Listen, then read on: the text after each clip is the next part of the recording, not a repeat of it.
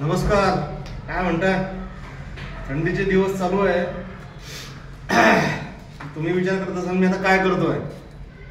हे बघा, एक टोपलं घेतलेलं आहे. आता इथे वांगी ठेवली आहेत 2. थंडीचे दिवस चालू आहे की नाही, त्याच्यामुळे गरम गरम आता वांग्याचं भरीत भाकरी करायचा मेनू असतो, बरोबर की नाही. तर म्हटलं आज जरा रविवार आहे, सुट्टी आहे, संडे आहे, काहीतरी करावं बा. म्हणून मग काय घेतलं मी, आपल्याकडे विटा असतात. नंतर हे टोपलं घेतलं. हे टोपलं आहे लोखंडाचं आणि खाली आपल्या सोसायटीमध्ये लाकडं असे पडले असतात, काठ्या बिठ्या, नंतर काहीतरी असं कमच्या वगैरे झाडाच्या फांद्या बिंद्या वाळलेल्या पडल्या असतात, त्या आणून घ्यायच्या. आणि मुख्य म्हणजे गवऱ्या आणायच्या 2-4, कारण गवऱ्या फार महत्त्वाचं काम करतात. गवऱ्या आणायच्या. आणि दुसरी गोष्ट म्हणजे बघा, जरा हे सांभाळून करावं लागतं, कारण आपल्याला कसं सवय नसते. आणि आपल्या गावाकडे कसं शेकोटी वगैरे आपण करतो, पण आता कसं आहे, तर फ्लॅट सिस्टीममध्ये शेकोटी कशी पेटवायची, मग हे सर्वात उत्तम उदाहरण आहे. फ्लॅट सिस्टीम म्हटल्यानंतर शेकोटी लावता येत नाही, काही नाही, प्रॉब्लेम येतो.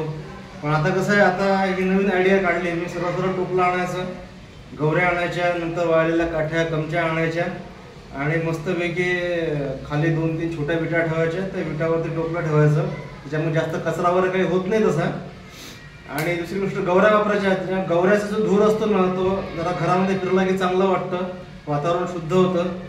आणि दुसरी गोष्ट, आपल्या तो धूर नाकातोंडात गेला की जरा शुद्ध होतं चांगलं, व्यवस्थित तब्येत पण आतून छान चांगली राहते.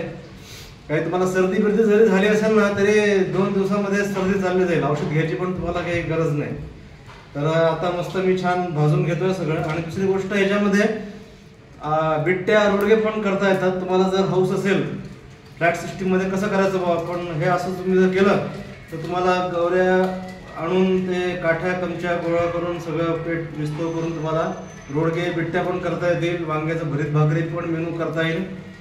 आणि मेन म्हणजे ही जी चव लागते ना वांग्याच्या, जेव्हा भरीत करतो तेव्हा वांगी भाजताना ही जी चव लागेल ना, काठ्या कमच्या गवऱ्या वगैरे ही जी चव लागते, तर तेव्हा भरीत खाताना ही चव शेकोटीची तुम्हाला जिभेवरती नक्की जाणवेल.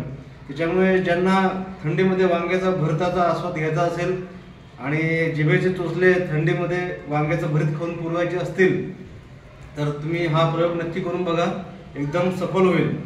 राम राम.